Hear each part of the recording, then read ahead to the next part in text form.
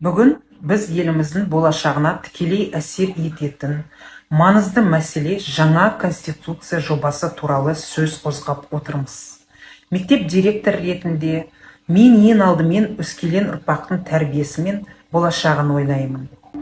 Конституция мемлекеттің негізгі заңы ғана емес, ол әр азаматтың құқығы мен міндетін айқындайтын басты құжат. Еліміздің тұрақтылығы мен дамуы заңның әділдігіне байланысты. Жаңа конституция жобасы білім беру саласының дамуына, балалардың құқықтарын қорғауға, әділетті қоғам қалыптастыруға бағытталған. Біз тәрбиелеп отырған оқушылар ертеңгі күні ел тағдырын ойлайтын, ел тағдырын шешетін азаматтар болады. Сондықтан олардың құқықтық сауатты, белсенді, әрі жауапты болып өсуі аса маңызды.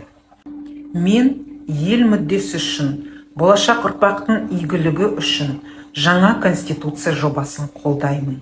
Бұл тұрақты, әділетті, әрі қуатты мемлекет құру жолындағы маңызды шешім.